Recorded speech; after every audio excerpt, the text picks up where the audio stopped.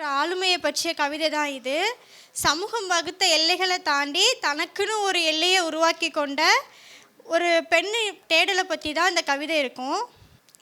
அகரம் புகட்டி அறிவை ஊட்டி கரும் பலகையை தனது களமாக்கி கற்கண்டாய் பாடங்களை இனிதாக்கி அறியாமை இருளில் ஒளியேற்றி அடுத்த தலைமுறையை அன்பால் தேற்றி சிகரம் தொட அச்சனியாகி சிந்தனை தளத்தில் ஏவுகணையாகி சுவாசம் தந்து சுடர் விளக்காகி இரு பிள்ளைகளை தன் உலகமாக்கி இல்லறம் காக்கும் உன்னத பெண்மையல்லவோ அவள்.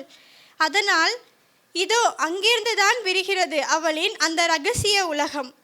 விதி செய்த தலைகளை அறுத்து மதிக்கொண்டு வானில் சிறகடித்து யாருக்கும் தெரியாத நந்தவனம் புகுந்து யாருக்கும் புரியாத கவிதையில் நனைந்து பிடித்த ராகத்தை நெஞ்சில் ஏந்தி பிடித்த மனிதரின் நினைவில் தோய்ந்து சிறையில்லா சுதந்திர காற்றை சுவாசித்து திகைக்க வைக்கும் தனிமையை துணையாக்கி தன்னை தானே செதுக்கும் சிற்பியாகி தனது பேரண்டத்தில் தானே பேரரசியாகி உலகம் எழுப்பிய சுவர்களை எல்லாம் சுதந்திரம் வரையும் சித்திரக்கூடமாக்கி புயலையும் தன் மடியில் தாளாட்டி பெண்மையின் திமிரை அழகாய் பாராட்டி எவராலும் திருட முடியாத ஒரு பேரழகாய் தனித்திருந்து ஒளிரும் முழு நிலவவள். நன்றி.